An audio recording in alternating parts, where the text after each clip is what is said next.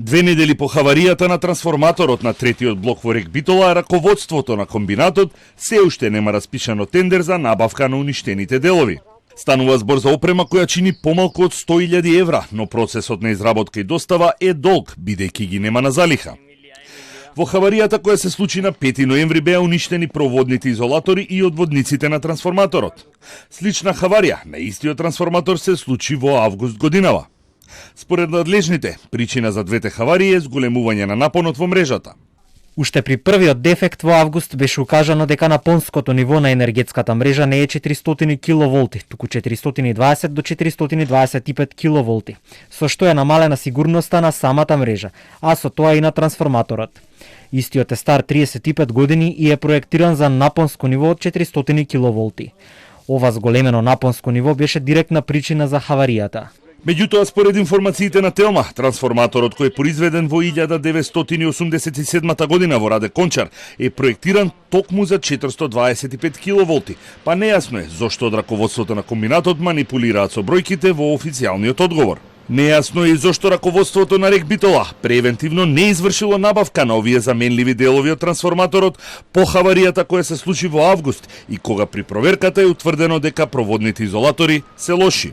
Она што е јасно е дека третиот блок нема да проработи до крајот на годинава.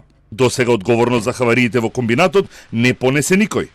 Од владата велат дека ќе бараат одговорност од раководителите на подружниците кои потфрлиле во производството. Како Министерство за економија веќе сме добиле планови за производство и секако дека одредени раководства на подружниците на ЕСМ кои нема да ги исполнуваат плановите за производство до крајот на годината, а секако дека и наредната година, вклучувајќи тука и Рек Битола, од нивна страна ќе се бара одговорност. Дефицитот од производството на струја ќе се покрива со увоз и со буџетските 65 милиони евра кои ќе ги добијат ЕСМ и МЕПСО.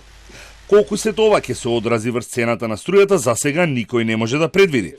Владата ќе донесе одлука за цената за домакинствата и малите потрошувачи кога ќе пристигне предлогот од ЕСМ, но колку ќе поскапи, Бектеши не открива. До овој момент немаме никакви понуди од страна на ЕСМ, никакви образложенија, ги очекуваме, тие веќе се прават како калкулации за наредните 6 месеци и во моментот кога ќе стигне предлог од страна на ЕСМ, ние како влада ќе донесеме и ќе утврдиме цената што ќе биде за домаќинствата и за малите потрошуваци за наредните 6 месеци. Денеска повторно треба да биде вклучен и блок 1 во Битолскиот комбинат.